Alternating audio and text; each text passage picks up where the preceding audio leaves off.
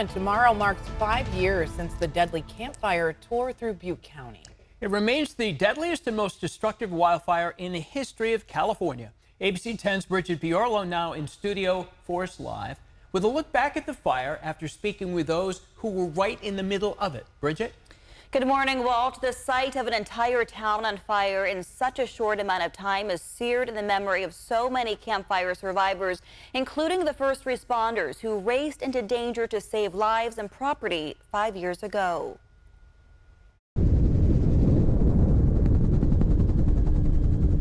The images of the campfire shocked the world when fast-moving flames burned down the town of Paradise, California in November 2018. But Fire Captain Neil Weitzel doesn't need a video to remember he was there. The way that fire grew is just incredible. It's like trying to stop a hurricane that's on fire. 85 people lost their lives in what is now considered the deadliest and most destructive fire in California history. And first responders are still haunted by the question, could they have done more? There's only one way in and one way out of that area.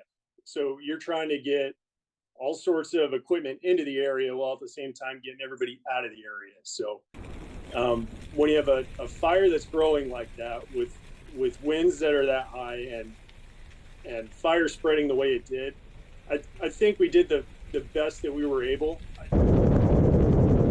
The fire destroyed about 1,100 homes in Butte County, 90% of the structures that once stood in Paradise. In the last 5 years, about 2,500 homes have been rebuilt. Terry Rubilios is one of them.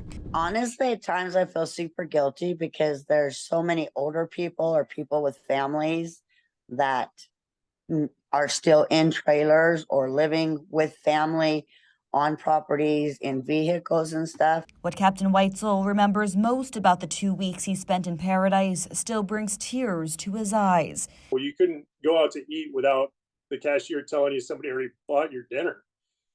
And, you know, the gratitude was, it almost felt misplaced because the person whose house just burnt down is trying to buy you dinner. And those are the memories that stick out.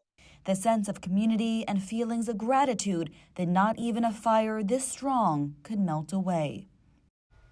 That emotion still so raw 5 years after the fact. Now, Terry, the woman you heard from earlier, she's one of the lucky ones to have a home once again, but others are not as fortunate, still living in trailers and struggling to obtain fire insurance. Very hard to get right now. But despite all these challenges survivors continue to face, the town is seeing some new growth. 700 homes are under construction at any given time, with many being built, Walt, on the same lots where homes were lost in the campfire. So you see a lot of spirit there. People want to stay. They want to rebuild the town together. So that sense of community is still very much in real time. Yeah, it's good to see that there's progress and people coming back and do want to live there. I mean, after all, it's named Paradise. So probably a good place to live once they get everything going again. All right, Bridget, thank you. We'll have coverage of the campfire all day long tomorrow right here on ABC 10.